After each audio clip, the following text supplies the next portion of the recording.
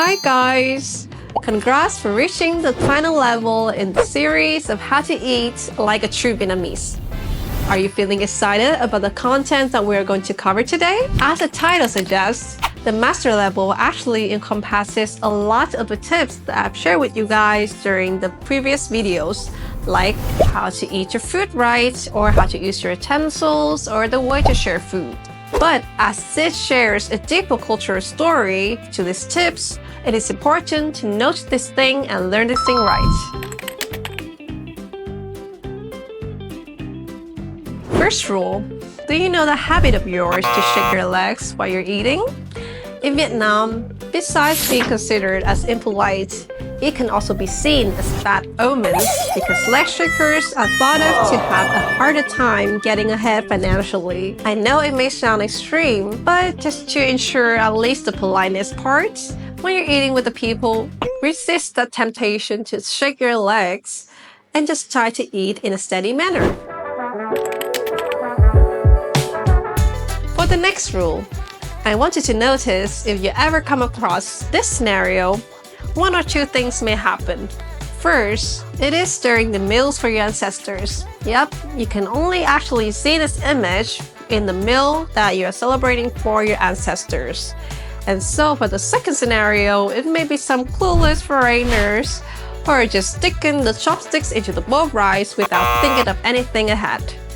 And I'ma tell you, if you do that in a meal where everybody's still alive, it can come across as very disrespectful and just not very welcoming. So to make sure that you keep your chopsticks out of your bowl of rice and stick it to the tray or the plate when you're not eating. And the third thing I think will be actually very relatable. So during the meal with everybody else, there are bound to be kids over there. And you know kids, they love fun, so they might use their chopsticks or their spoons to just create noises. And more precisely, they can use those chopsticks to tap onto their bowls. Please don't be tempted to join the fun with them because it's actually also a bad omen. It can be said to attract the ghost spirits to your table. Very scary, and we don't want that. So if you notice something that may happen like that, you tell them to stop it and to not just mess with the chopsticks or the bowls. Now here we go to the final rule about scooping the rice. Yep, as I mentioned in the first episode, scooping the rice for the elderly can be seen as a thoughtful act and show that you care about the people at the dining table. But don't you know that you have a limited amount of scoops that you can give to the people? Yep, you can only scoop for them twice. Have I repeat? Twice. Why is that?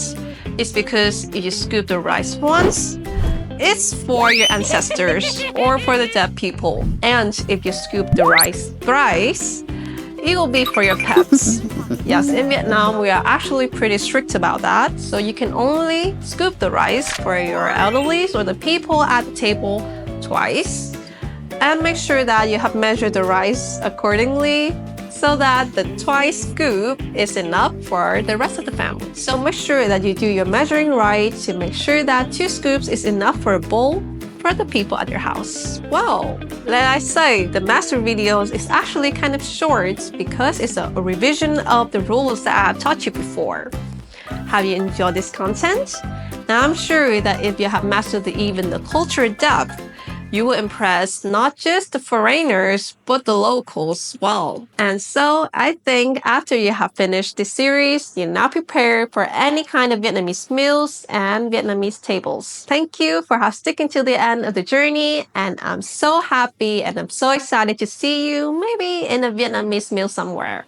Okay, see you soon and bye-bye.